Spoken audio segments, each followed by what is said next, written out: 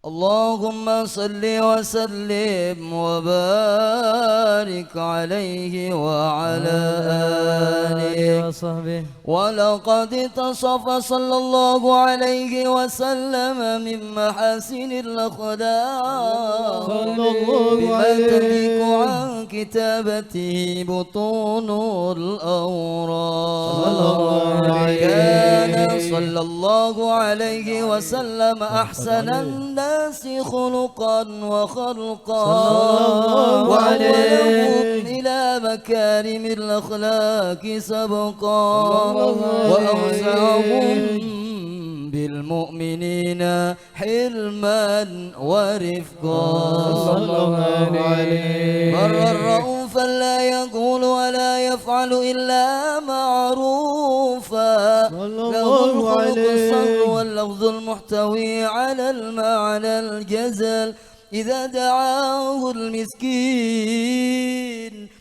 دعاه المسكين أجابه إجابة معجلة وهو الأب الشفيق الرحيم لليتيم والأرملة صلى الله عليه. وله مع سهولة أخلاقه الهيبة القوية التي ترتعد منها فرائس الأقوياء من البرية ومن نشأته به تعطرت الطرق والمنازل وبعرف ذكره تطيبت المجالس والمحافل صلى الله عليه. فهو صلى الله عليه وسلم جميع صفات الكمالية والمنفرد في خلقه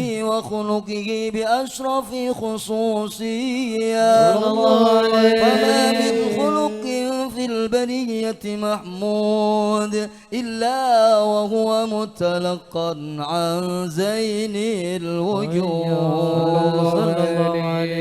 أجملت في وصف الحبيب وشأنه وله العلا في مجده ومكانه أوصاف عز قد تعالى مجدها أخذت على نجم السهام عنانه صلى الله عليه. وقد انبسط الكلام في تدوين ما أفاده العلم من وقائع مولد النبي الكريم صلى الله عليه وحكاية ما أكرم الله به هذا العبد المقرب من التكريم والتعظيم والخلق العظيم صلى الله عليه. فحسن مني أن أمسك علة الأقلام في هذا المقام وأقرأ السلام على سيد الأنام. السلام عليك أيها النبي ورحمة الله وبركاته. السلام عليك أيها النبي ورحمة الله وبركاته. السلام عليك أيها النبي ورحمة الله وبركاته. وبذلك يحسن الختم كما يحسن التقديم فعليه أفضل الصلاة والتسليم. اللهم صل وسلم أشرف الصلاة والتسليم على سيدنا ونبينا محمد الرؤوف الرحيم. اللهم صل وسلم